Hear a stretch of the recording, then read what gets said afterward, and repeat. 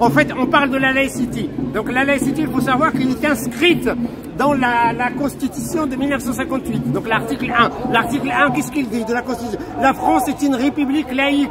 Voilà, donc là, après, il n'est pas inscrit dans comment on appelle ça, les déclarations de droits d'homme, mais ils sont découlent, en fait. Donc ça veut dire, voilà, autrement dit, en résumé, la laïcité, elle est inscrite dans la Constitution et dans les droits de l'homme. C'est quoi la laïcité? Ça veut dire le respect de croire ou de ne pas croire. C'est la liberté de croire ou de ne pas croire. Ça veut dire, en fait, c'est ça la laïcité, c'est ça la base.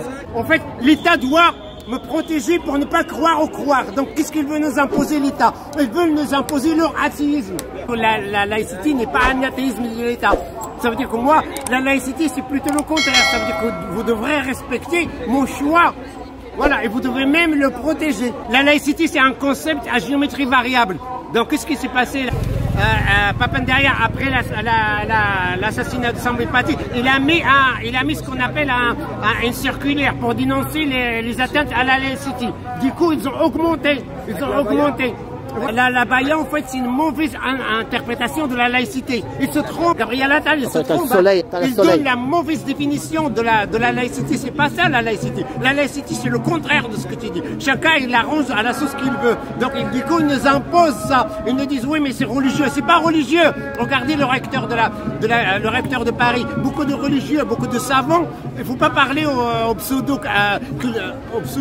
Si c'était religieux, les abayas, il y aura des trucs religieux dessus, alors que c'est un simple habit. C'est un simple habit, voilà, merci, voilà. Sauf qu'il y en a qui sont plus de droite, qui croient que c'est religieux, que c'est plus les musulmans. C'est pour diviser, le peuple. Merci, voilà. Pour diviser. Donc, en gros, c'est une mauvaise interprétation. Donc, elle interprète mal. Il faut savoir que la laïcité, on peut l'interpréter comme on veut, quand ça nous arrange. Du coup, on crée quelque chose qui est ce qu'on appelle des atteintes à la laïcité. Ouais, il y a un qui a dit Allahu Akbar. Je vous rappelle, les amis, si vous entendez quelqu'un dire Inch'Allah ou Allahu Akbar, n'appelez pas la police. Parce qu'il y a juste que son équipe de foot a gagné le match.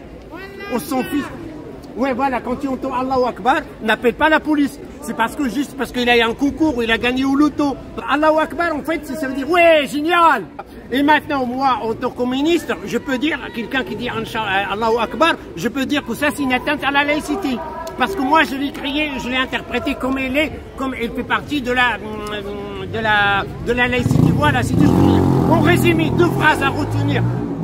La laïcité est un concept à géométrie variable. Ça veut dire qu'on crée la situation pour dire atteinte à la laïcité. Et deuxièmement, la laïcité n'est pas un athéisme de l'État. Ça veut dire que moi je crois ou je crois pas, je prie ou je prie pas. C'est pas tes oignons. C'est pas à toi de me dire non, il faut être athée comme moi. Voilà, je m'arrête là. Bah merci, merci Boucha. Il a changé de perruque, Boucha. Aujourd'hui, il a mis une perruque plus longue.